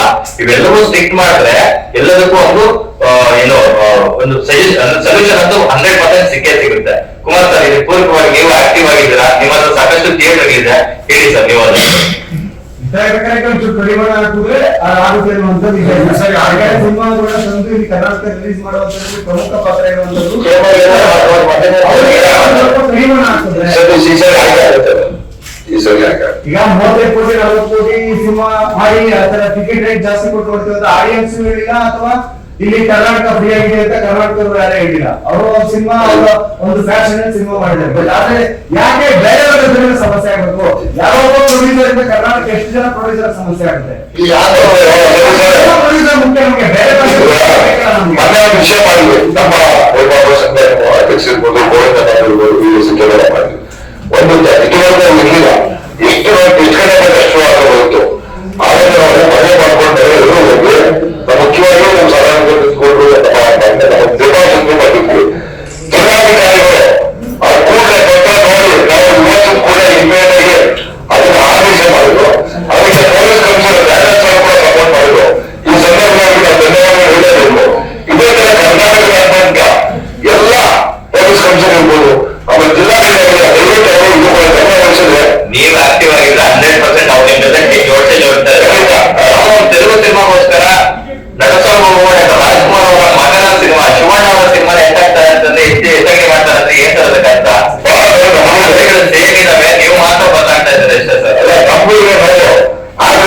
ಬೇರೆ ಬೇರೆ ಕಾರಣಗಳು ನಮ್ಮನ್ನ ಬಾಯಿ ವಿಷಯಗಳು ಮಾತಾಡಕ್ಕಾಗಲ್ಲ. ಈಗ ನೋವಿನ ಕರೆಕ್ಟು ಅದು ಪರಿಹಾರ ಹೇಗೆ ಈ ಸಲ ಬಾಜು ಅಧ್ಯಕ್ಷಗಳಿರ್ಬೋದು ಇಲ್ಲಿ ಸಜೆಷನ್ಸ್ ತಗೊಂಡು ಇದಕ್ಕೆಲ್ಲ ಈಗ ಮ್ಯೂಸಿಕ್ ಅರ್ಥ ಅಂತ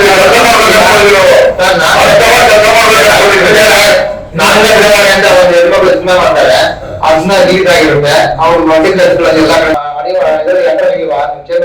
ಇಲ್ವಾ? ಮೀಟಿಂಗ್ ಮಾಡಿಲ್ಲ ಸಿನಿಮಾನ ವಿತರಣೆ ಮಾಡಿರುವಂತ ವ್ಯಕ್ತಿ ಆಂಧ್ರದಲ್ಲಿ ನಿಂತ್ಕೊಂಡು ಏನೋ ಒಂದು ಹೇಳಿಕೆ ಕೊಡ್ತಾರೆ, ಹೇಳಿಕೆ ಕೊಟ್ಟು ತೊಂದರೆ ಇಲ್ಲ. ಆದ್ರೆ ಆತನಿಗೆ ಒಂದು ನೋಟಿಸ್ ಅನ್ನು ಕೊಟ್ಟು ಈ ಕರ್ನಾಟಕದ ಒಂದು ರೂಲ್ಸ್ ನೀತಿ ನಿಯಮಗಳನ್ನ ಮೀರಿರೋದ್ರಿಂದ ಸೊ ನೋಟಿಸ್ ಕೊಟ್ಟು ಅವ್ರನ್ನ ವಾನ್ ಮಾಡ್ಬೋದಾಗಿತ್ತು. ವಿತರಕರಾಗ್ಲಿ, ನಿರ್ಮಾಪಕರಾಗ್ಲಿ ಅಥವಾ ವಾಣಿಜ್ಯ ಮಂಡಳಿಗೆ ಯಾರು ಮಾಡಿಲ್ಲ. ಅಟ್ಲೀಸ್ಟ್ ಯಾರಿಗಾದ್ರೂ ಒಬ್ಬರಿಗೆ ಅದರ ಒಂದು ಬಿಸಿ ಮುಟ್ಟಿಸಿದ್ರೆ ಬೇರೆ ಯಾರಾದ್ರೂ ಎಚ್ಚೆತ್ಕೊಳ್ತಾರೆ. ಸೊ ಈಗ ನೆಕ್ಸ್ಟ್ ಸಾಕಷ್ಟು ಸಿನಿಮಾಗಳು ಬರ್ತಾರೆ, ರಜನಿಕಾಂತ್ ಸಿನಿಮಾ ಇರ್ಬೋದು, ಸೊ ಬೇರೆ ಬೇರೆ ಭಾಷೆಗಳಿಂದ ಇನ್ನೂ ಸಾಕಷ್ಟು ಸಿನಿಮಾಗಳಿದೆ. ಸೊ ಅವರೆಲ್ಲ ಬಂದಂತ ಸಂದರ್ಭದಲ್ಲಿ ನಮ್ಮ ಕನ್ನಡ ಸಿನಿಮಾಗಳಿಗೆ ಥಿಯೇಟರ್ ಸಿಗಲ್ಲ. ಯಾವ್ದೋ ಬೇರೆ ಭಾಷೆ 20 ಸಿನಿಮಾ ಬರ್ತದಂತ ಇಲ್ಲಿ ನಮ್ಮ 100 ನಿರ್ಮಾಪಕರನ್ನ ಬಲಿ ಕೊಡೋದು ಯಾಕೆ? ಒಂದು ನಿಮಿಷ, ಇದರಲ್ಲಿ ಸೂಕ್ಷ್ಮ ಅಡಗಿದೆ ಸರ್. ನಾವು ಎಲ್ಲದಕ್ಕೂ ನೋಟಿಸ್ಗಳು ಕೊಡೋಕ್ಕಾಗೋದಿಲ್ಲ. ಈಗಾಗಲೇ ಇದು ಬೆಳ್ಕೊಂಡ್ ಬಂದ್ಬಿಟ್ಟಿದೆ. ಕಾರಣ ಒಂದೇ ಒಂದು ರೇಟ್ ಹೆಚ್ಚು ಬೇಕಾದ್ರೂ ಮಾಡಿಕೊಂಡು ಇಲ್ಲಿ ದುಡಿತಾ ಇರೋದ್ರಿಂದ ಎಲ್ಲಾ ಲ್ಯಾಂಗ್ವೇಜ್ಗಳು ಮೆರಿತಾ ಇದೆ. ಅದೊಂದು ಕಡಿವಾಣ ಯಾರೆಲ್ಲ ಆಗ್ಬೇಕಾಗಿದೆ ಸರ್? ಗೌರ್ಮೆಂಟ್ ಆಗ್ಬೇಕು. ಗೌರ್ಮೆಂಟ್ ಅಲ್ಲಿ ನಾವು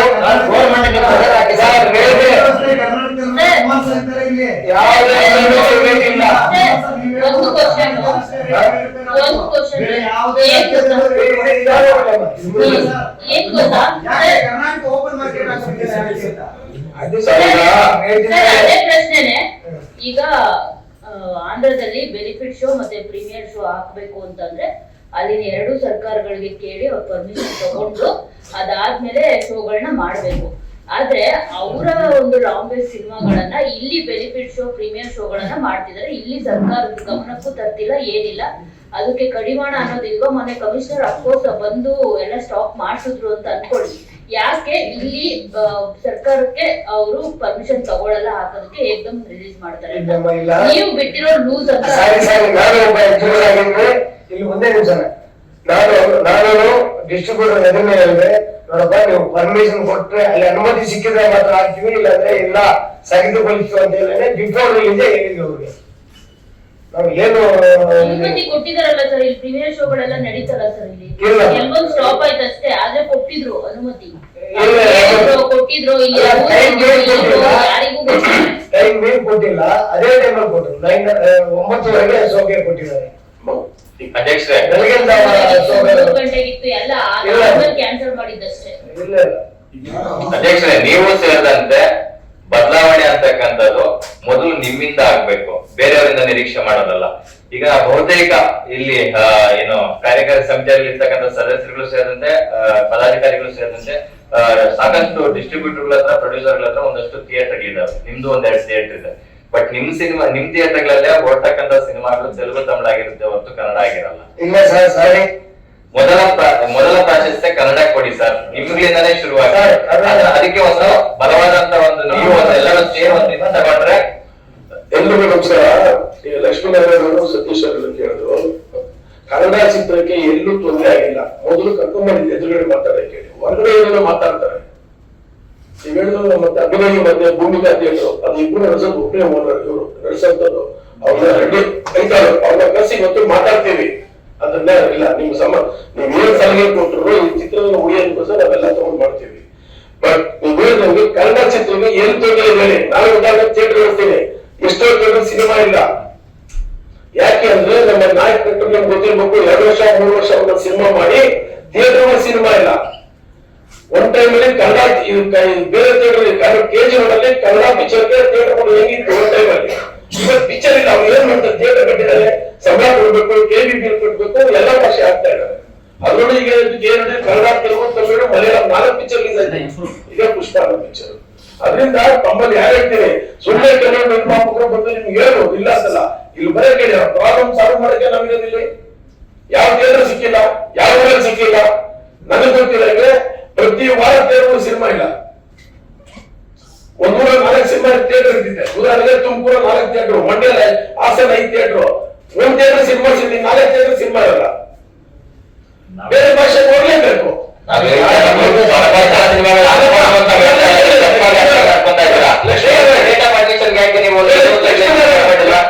ಮಾತಾಡ್ತೀನಿ ಕೇಳಿ.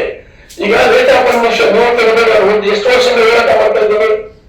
ಅದೇನಾಯ್ತು, ನಮ್ಗೆ ಕಾನೂನಲ್ಲಿ ಸರಿಯಾಗಿ ಗೊತ್ತು. ಇವಾಗ ಹೇಳಿದ್ರು ಮದ್ರಾಸಲ್ಲಿ, ಹೈದರಾಬಾದಲ್ಲಿ ಶೋಸ್ ಆಗ್ತಾರೆ ಅಂತ, ಅಲ್ಲಿ ಕಾನೂನಲ್ಲಿ ಇದೆ 10 ಗಂಟೆ ಮುಂಚೆ ಶೋ ಮಾಡಬಾರ್ದು, 4ಕ್ಕೆ ಶೋ ಮಾಡಬೇಕು, ಕಾನೂನಲ್ಲಿದೆ. ತಮಿಳುನಾಡಲ್ಲಿ 4ಕ್ಕೆ ಶೋ ರನ್ ಮಾಡಬೇಕು, ಎಕ್ಸ್ಟ್ರಾ ಶೋ ರನ್ ಮಾಡ್ಬೇಕಾದ್ರೆ ಶುಕ್ರವಾರ ಶನಿವಾರ ಮಾತ್ರ ಕೊಡ್ತಾರೆ. 2 ದಿವಸ ಅದು ಪರ್ಮಿಷನ್ ತಗೋಬೇಕು, ಎಲ್ಲಿಂದ ಸರ್ಕಾರದಿಂದ ಪರ್ಮಿಷನ್ ತಗೊಂಡು. ಅದಲ್ಲ ನಮ್ಮಲ್ಲಿ ಇರೋದೇನಂದ್ರೆ 6:30 ಗಂಟೆ ಮೇಲೆ ಸ್ಟಾರ್ಟ್ ಮಾಡ್ಬೇಕು, 10:30 ಮುಂಚೆ ಸ್ಟಾರ್ಟ್ ಮಾಡ್ಬೇಕು. ನಮ್ಮ ಕಾನೂನು ಕೆಲವು ವಿಷಯ ಒಂದೊಂದು ರಾಜ್ಯಗಳು ತರ ಇರುತ್ತೆ ಕಾನೂನಲ್ಲಿ. ನಮ್ಮಲ್ಲಿ 6:30 ಗಂಟೆ ಮುಂಚೆ ಶುರು ಮಾಡ್ಬೇಕು. ಇತ್ತೀಚೆಗೆ ಆ ಕಾನೂನು ನಮ್ಮ ಥಿಯೇಟರ್ ಓನರ್ ಒಬ್ರು ತಿಳಿಸಿದ್ರು. ಅವ್ರು ತಿಳಿಸಿದ ಮೇಲೆ 4 ಗಂಟೆ ಶೋ 3 ಗಂಟೆ ಶೋ ಕ್ಯಾನ್ಸಲ್ ಆಗಿತ್ತು. ಒಬ್ಬ ಚಿತ್ರಮಂದಿರ ಮಾಲೀಕರು ಈ ರೀತಿ ಇದಪ್ಪ ಕಾನೂನ ತೊಂದರೆಗಳಾಗಬಾರ್ದು ಅಂತ ಹೇಳಿದಾಗ ಅದನ್ನ ಎಚ್ಚೆತ್ಕೊಂಡು ನಿರ್ಮಾಣ ಸಂಘರು ಎಲ್ಲರೂ ಸೇರಿಕೊಂಡು ಅದನ್ನ ಒಂದು ಮಾಡಿ ತಿಳಿಸಿದ್ವಿ. ರೇಟ್ ಆಫ್ ಪರ್ಮಿಷನ್ ವಿಷಯ ಖಂಡಿತ ನೆಕ್ಸ್ಟ್ ಅಜೆಂಡಾ ನಮ್ದು ಅದೇ ಇರೋದು.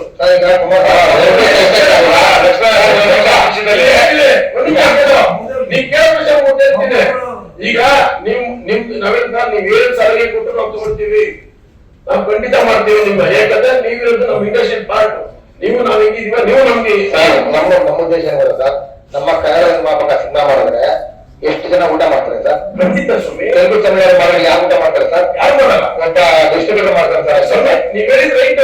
ನಮ್ಮಲ್ಲಿ ಏನಾಗಿದೆ, ಈಗ ನೀವ್ ಹೇಳಿ ಕೆಲವು ಇತ್ತೀಚೆಗೆ ಪ್ರೊಡಕ್ಷನ್ ಅಲ್ಲಿ ಬಹಳಷ್ಟು ವೇಸ್ಟೇಜ್ ಆಗ್ತಾ ಇದೆ, ಅದನ್ನು ಕಂಟ್ರೋಲ್ ಮಾಡಕ್ ಪ್ರಯತ್ನ ಮಾಡ್ತೀವಿ. ಮಾಡಿ ಅದು ಈಗ ಒಂದು ಹೊಸ ನಿರ್ಮಾಪಕರಿಗೆ ಆಟೋಗಳ ಮಾರಾಟಕ್ಕೆ ಕೋಟೆ ಅಂತ ಹೇಳಿ ನಾವು ಆಲ್ರೆಡಿ ಒಂದು ಚರ್ಚೆ ಮಾಡಿದೀವಿ. ಏನು ಚರ್ಚೆ ಮಾಡಿದೀವಿ? ಖಂಡಿತ ಪ್ರೊಡಕ್ಷನ್ ಅಲ್ಲಿ ಎಷ್ಟು ವೇಸ್ಟೇಜ್ ಆಗ್ತಾ ಇದೆಯೋ ನಿಮ್ಗೂ ಗೊತ್ತಿದೆ, ಕೆಲವು ನಮಗೂ ಗೊತ್ತಿದೆ. ನಮ್ಗೆ ಗೊತ್ತಿರೋ ಮಾಹಿತಿ ತಮ್ಗಿದ್ರೆ ದಯವಿಟ್ಟು ನಮ್ಗೆ ತಿಳಿಸಿ. ನಿಮ್ ಹೆಸರು ನಾವ್ ಹೇಳಲ್ಲ, ಆ ನಿರ್ಮಾಪಕನ್ ಒಳ್ಳೇದಾರ. ಸರ್, ಇವಾಗ ನೀವು ಹೇಳಿದ್ದ ಉತ್ತರಕ್ಕೆ ಮುಂದುವರಿಸಿರೋದಂದ್ರೆ ಹೇಳು. ನೀವು ಹೇಳಿದ್ರಿ ಯಾವ ಸಿನಿಮಾನ ತೆಗ್ದಿದ್ದೀವಿ ಅಂತ. ರೀಸೆಂಟ್ ಆಗಿ ಬಂದಾಗ ಹೊಸಬರ ಸಿನಿಮಾನ ತೆಗ್ದಿದ್ದಾರೆ, ಅವ್ರ ಫಿಲಂ ಚೇಂಬರ್ಗೆ ಬಂದು ಇದ್ದಾರೆ. ಅವ್ರಿಗೆ ಏನಿದೆ ಕಂಪ್ಲೇಂಟ್ ಅದೇ ಹೇಳಿದ್ದಾರೆ. ಅವ್ರು ಮಲ್ಟಿಪ್ಲೆಕ್ಸ್ ಗಳಲ್ಲಿ ಏನು ಹೋರಾಟ ಮಾಡಿದ್ರು ಅದೊಂದಿಷ್ಟು ವಿಡಿಯೋ ಸೋಷಿಯಲ್ ಮೀಡಿಯಾದಲ್ಲೂ ಹರಿದಾಡಿದೆ. ಸೊ ಅದು ನಿಮ್ಮ ಗಮನಕ್ಕೆ ಬಂದಿದೆ ಅಂತ ನಾನು ಅನ್ಕೊಂತೀನಿ.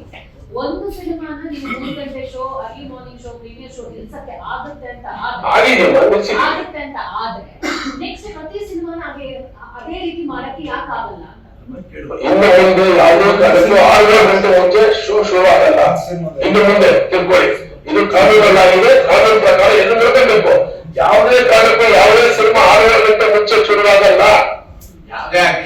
Any artist, any movie, any language 6 ಗಂಟೆ ಮುಂಚೆ ಸ್ಟಾರ್ಟ್ ಆಗಲ್ಲ. ಇದು ನಿಮ್ಗೆ ಖಂಡಿತ ಭರವಸೆ ಕೊಡ್ತೀವಿ. ಯಾಕಂದ್ರೆ ಕಾನೂನಲ್ಲಿ ಜಿಲ್ಲಾಧಿಕಾರಿಗಳು ಕ್ರಮ ತಗೊಂಡಿದ್ದಾರೆ. ಅವ್ರ ಮುಂದೆ ದೊಡ್ಡವರಲ್ಲ, ಅವ್ರು ಕ್ರಮ ತಗೊಂಡು ಪ್ರತಿಯೊಂದು ಕಡೆ. ಅದೇ ರೀತಿ ಈಗ ನೆಕ್ಸ್ಟ್ ರೇಟ್ ಆಫ್ ಪರ್ಮಿಷನ್ ನಾವು ಪ್ರಯತ್ನ ಪಡ್ತೀವಿ. ಖಂಡಿತ ಏನಾಗಿದೆ ನಮ್ಮಲ್ಲಿ ಇವಾಗ ನಿಮ್ಗೆ ಹೇಳಿದ್ವಿ, ನಾಯಕ ನಟರು ಕೊಡ್ತಾ ಇದ್ವಿ. ನಮ್ಮಲ್ಲಿ ದೊಡ್ಡ ದೊಡ್ಡ ನಟರು ವರ್ಷಕ್ಕೆ 3 ವಿಷಯ ಮಾಡ್ಬೇಕು. ಹಿಂದೆ ಮಾಡ್ತಿದ್ದವರು, ಹಿಂದೆ ನೀವೆಲ್ಲ ಗೊತ್ತು, ಅಣ್ಣವ್ರು ಆಗ್ಬೋದು, ವಿಷ್ಣು ಸರ್ ಆಗ್ಬೋದು, ಅಂಬರೀಶ್ ಅವರೆಲ್ಲ ಅಷ್ಟು ಸಿನಿಮಾ ಮಾಡಿದ್ರು. ಇವತ್ತು ಅವ್ರು ಹೇಳಿದ್ರು ನಮ್ಮ ಅಣ್ಣವ್ರ ಬಗ್ಗೆ ಅವತ್ತು ಎಷ್ಟು ಇತ್ತಂತ. ಅವ್ರ ಚಿತ್ರನ ಉಳಿಬೇಕು ಅನ್ನೋ ಆಲೋಚನೆ ಇತ್ತು, ಅಭಿಮಾನಿಗಳು ಇರ್ಬೇಕಂದಿತ್ತು. ಇವತ್ತೇನಂತ ಎಲ್ಲ ಪ್ರೊಡಕ್ಷನ್ ವೇಸ್ಟ್ ಮಾಡಿ ಅದನ್ನ ಅಭಿಮಾನಿಗಳ ತಲೆ ಮೇಲೆ ಹೇಳ್ತಾ ನೀವು ತಪ್ಪಾಗಿ ಹೇಳ್ತಾ ಇಲ್ಲ. ನಾಯಕ ನಟರುಗಳ ಕೊರತೆ ಇಲ್ಲ, ನಾಯಕ ನಟರುಗಳು ಇದ್ದೇ ಇದ್ದಾರೆ. ಅವ್ರಗಳ ಮೇಲೆ ನೀವು ಪ್ರೆಷರ್ ಹಾಕ್ಬೇಕು, ವರ್ಷಕ್ಕೆ ಸಿನಿಮಾ ಮಾಡಿ ಅಂತ. ಯಾಕೆ ಪಕ್ಕದ ಮಲಯಾಳಂ ಅಲ್ಲಿ ಮೋಹನ್ ಅವರು, ಮಮ್ಮೂಟಿ ಅವರೆಲ್ಲ ವರ್ಷಕ್ಕೆ 4 ಸಿನಿಮಾ 5 ಸಿನಿಮಾ ಮಾಡಿ ಬಿಸಾಕ್ತಾ ಇಲ್ವಾ? ಅವ್ರ ಸಿನಿಮಾಗಳು ಚೆನ್ನಾಗಿ ಕೂಡ ಆಗ್ತಾ ಇದಾವೆ ಬಾಕ್ಸ್ ಆಫೀಸ್ ಅಲ್ಲಿ. ಎಲ್ಲರೂ ಪ್ಯಾನಿಗೆ ಸಿನಿಮಾನೇ ಮಾಡ್ಬೇಕು, 4-5 ವರ್ಷಕ್ಕೆ ಒಂದೊಂದು ಸಿನಿಮಾ ಮಾಡ್ಬೇಕು ಅಂತಂದ್ರೆ ಚಿತ್ರರಂಗ ಉಳಿಯೋದು ಹೆಂಗೆ? ಅವ್ರ ಮೇಲೆ ಬಲವಂತ ಏನಿವೆ ಒಂದಷ್ಟು ಹೇಳಿಕೆ ಹಾಕ್ಬೇಕು ನೀವು. ಸರ್, ಇದು ಫಿಲಂ ಚೇಂಬರ್ ಅನ್ನೋದು ಮಾತು ಸಂಸ್ಥೆ ಸರ್, ಅದನ್ನ ನೀವೇನ್ ಕಿಲೋ ಅಲ್ಲ ಅಧ್ಯಕ್ಷ, ಒಂದು ನಿಮಿಷ ಪ್ರವೀಣ್ ಅವರೇ, ಈಗ ಅವ್ರು ಹೇಳ್ತಾ ನೋಟ್ ಮಾಡ್ಕೊಳ್ಳಿ. ನೋಟ್ ಮಾಡ್ಕೊಳ್ಳಿ. ನೆಕ್ಸ್ಟ್ ಮೀಟಿಂಗ್ ಮಾಡಿದೀವಿ. ಇದಕ್ಕೆ ಒಂದು ಕಮಿಟಿಗಳು ಮಾಡ್ತೀವಿ, ಕೆಲವೆಲ್ಲ ವಿಷಯಗಳಿಗೆ ಈ ತರ ಕಮಿಟಿಗಳು ಮಾಡ್ತೀವಿ. ಈಗ ಕಮಿಟಿ ಆಗಲ್ಲ, ಈಗ ಕಮಿಟಿಗಳಿಂದ ಬದಲಾಗಬೇಕಾಗತ್ತೆ. ಈಗ ಒಬ್ಬರು ಮಾತು ಕೇಳಲ್ಲ. ಇದನ್ನ ನಾವೇನು ಮೀಟಿಂಗ್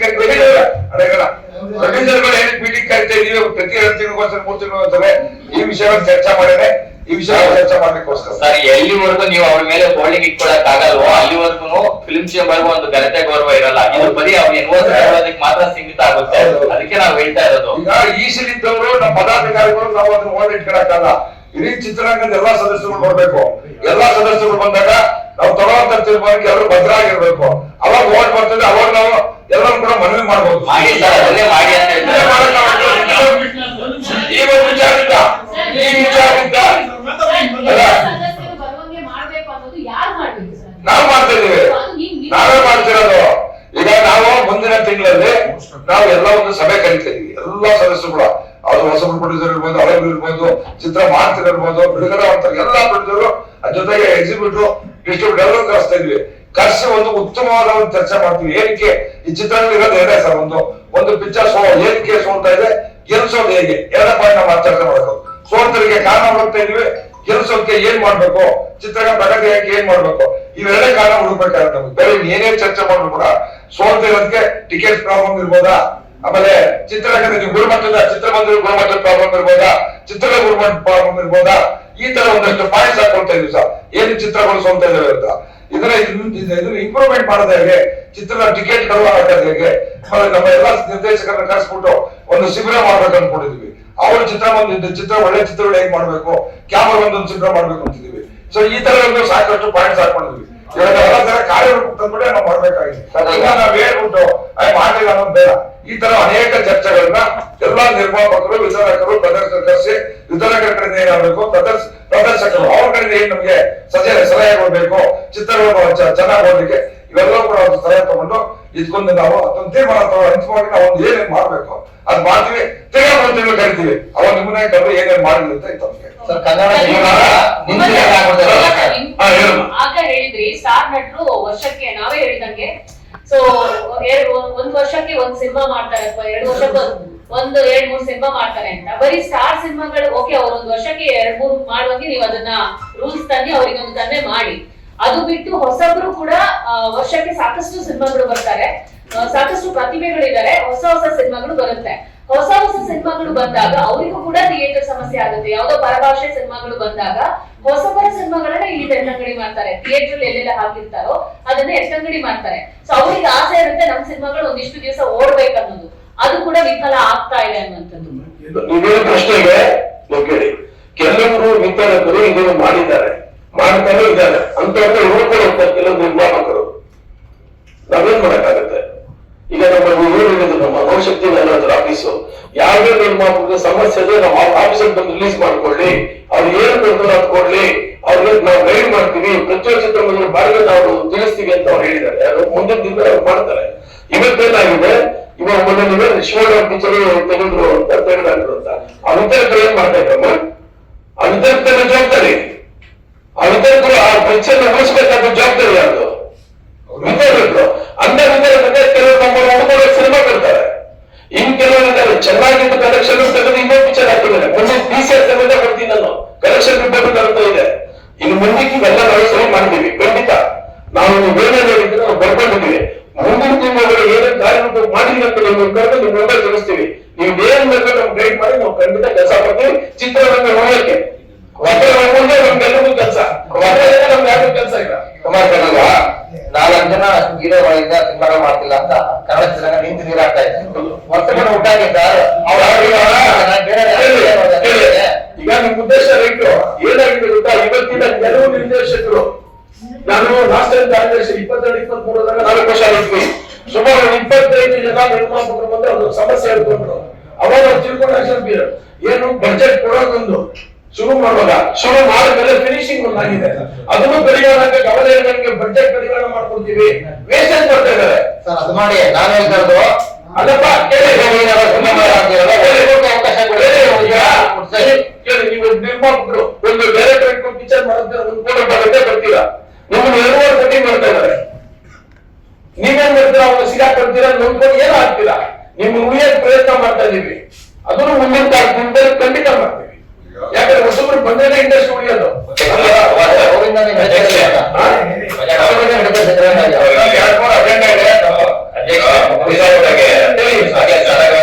ಒಂದ್ ಮಾತಾಡ್ತಾ ಇದ್ರು, ಮೊಬೈಲ್ ಯೂಟ್ಯೂಬ್ಗಳನ್ನ ಆದಷ್ಟು ಕಡಿಮೆ ಮಾಡಿ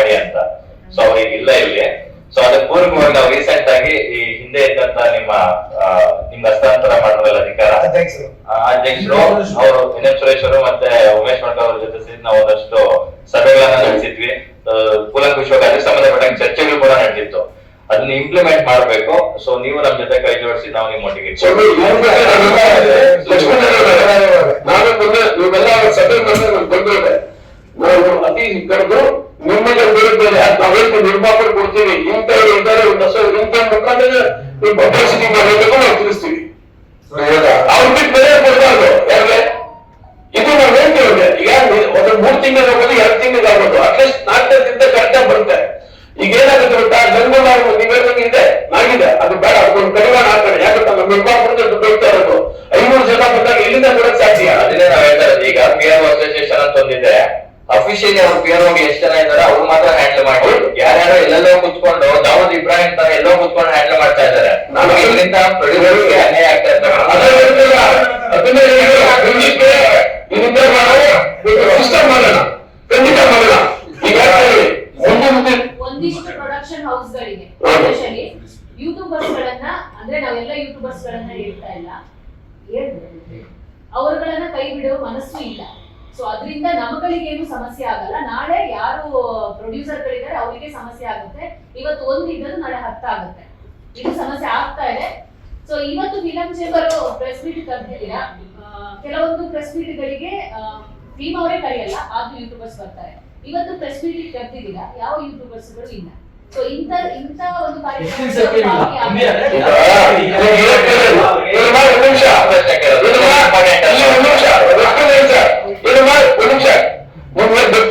ಒಬ್ಬ ಡಿಸ್ಟ್ರಿಬ್ಯೂಟರ್ ಆನ್ಲೈನ್ ಪ್ರಮೋಷನ್ ಮಾಡ್ತಾರೆ, ದುಡ್ಡು ಇರ್ತಾರೆ, ಅವರ ಡಿಸ್ಟ್ರಿಬ್ಯೂಷನ್ ಮಾಡ್ತಾ ಇದ್ದಾರೆ. ಅವ್ರು ಮಾಡಿದ್ರೆ ಚೆನ್ನಾಗಿ ಹೋಗುತ್ತೆ ಅನ್ನೋದು ಒಂದೇ ಒಂದು. ಅದು ನಿರ್ಮಾಪಕ ನಿರ್ದೇಶಕ ಮಾಡಿದ ಸಿನಿಮಾ ಅವನ ಅದೃಷ್ಟ. ನಾವ್ಯಾರು ಇಟ್ಕೊಳಕ್ಕಾಗಲ್ಲ. ಹೇಳ್ತೀನಿ ಸಭೆಯಲ್ಲಿ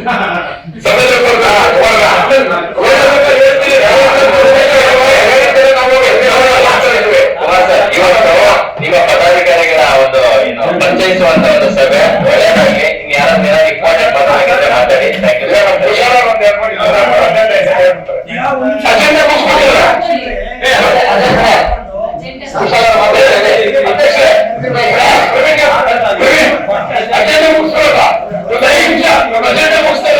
ಆಮೇಲೆ ನಿಮ್ಮ ಹತ್ರ ಮಾತಾಡ್ತೀವಿ 5 ನಿಮಿಷ.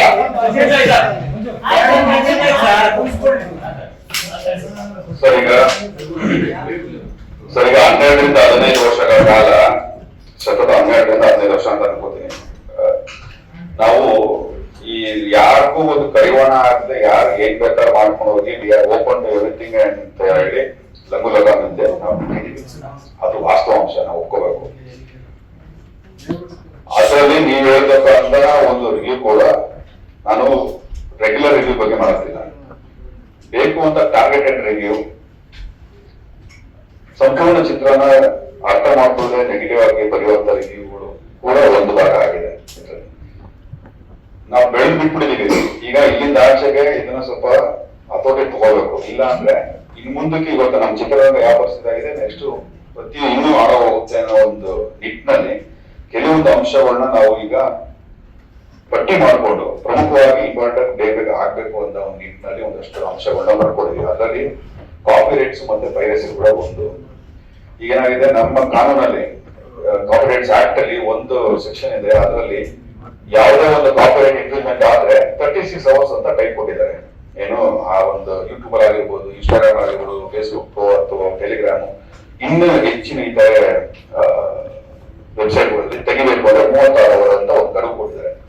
ಆದ್ರೆ ಇಲ್ಲಿ ನಾನು ತಗೊಂಡ ಮಾಹಿತಿ ಪ್ರಕಾರ ಯೂಟ್ಯೂಬ್ ಆಗ್ಲಿ, ಇನ್ಸ್ಟಾಗ್ರಾಮ್ ಆಗ್ಲಿ, ಫೇಸ್ಬುಕ್ ಆಗ್ಲಿ ವಿತಿನ್ 1 hour ಆ ಕಂಟೆಂಟ್ಸ್ ಗಳನ್ನ ಅಲ್ಲಿಂದ ತೆಗಿತಾ ಇದ್ದಾರೆ.